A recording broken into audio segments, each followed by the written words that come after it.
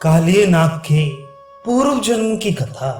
विदेहराज बहुलाश ने पूछा, देव ऋषि, संसार में जिनकी धूल अनेक जन्मों में योगियों के लिए भी दुर्लभ है, भगवान के साक्षात वे ही चरणारविंद कालिये के मस्तकों पर सुशोभित हुए।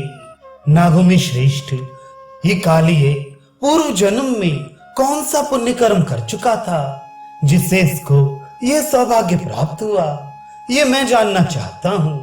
देव ऋषि शिरोमणि, ये बात मुझे बताइए।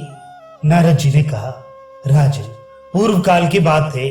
स्वयंभू मनवंतर में वेदशिरा नामक मुनि, जिनकी उत्पत्ति भृगुवंश में हुई थी, विंध्य पर्वत पर तपस्या करते थे। उन्हीं के आश्रम पर तपस्या करने के लिए अश्वशिरा मुनि आए। उन्हें देखकर वेदशिरा मुनि के नेत्र क्रोध से लाल हो गए और वे रोष पूर्वक बोले। वेदशिरा ने कहा, ब्राह्मण, मेरे आश्रम में तुम तपस्या ना करो, क्योंकि वह सुखद नहीं होगी। तपोधन, क्या और कहीं तुम्हारे तप के योग्य भूमि नहीं है?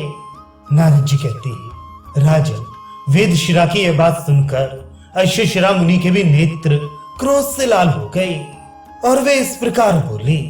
अश्वशिरा ने कहा, मुनि श्रेष्ठ, यह भूमि तो महाविष्णु की है, न तुम्हारी है न मेरी। यहाँ कितने मुनियों ने उत्तम तप का अनुष्ठान नहीं किया है। तुम व्यर्थ ही सर्प की तरह फुफकारते हुए क्रोध प्रकट करते हो।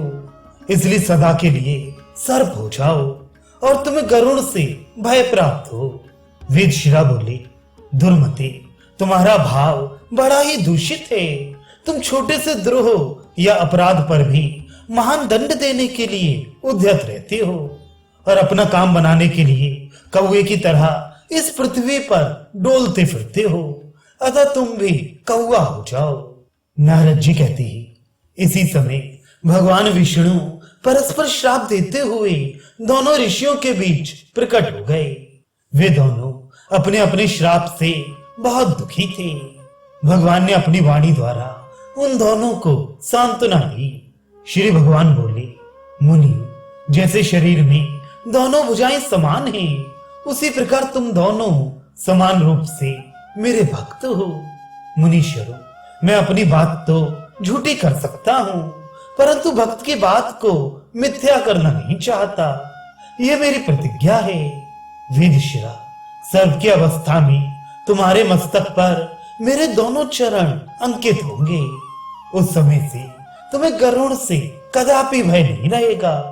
अश्वशिरा, अब तुम मेरी बात सुनो। सोच ना करो, सोच ना करो। काक रूप में रहने पर भी तुम्हें निश्चय ही उत्तम ज्ञान प्राप्त होगा। योग सिद्धियों से युक्त उच्च कोटि का त्रिकालदर्शी ज्ञान सुलभ होगा। नारद जी कहते हैं, नरेश्वर, यूं कहकर भगवान विष्णु जब चले गए, तब अश्वशिरा मुनि साक्षात योगेंद्र काकभूषण हो गए और नील पर्वत पर रहने लगे।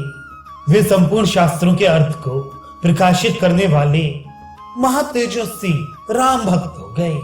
उन्होंने ही महात्मा गरुड़ को रामायण की कथा सुनाई थी।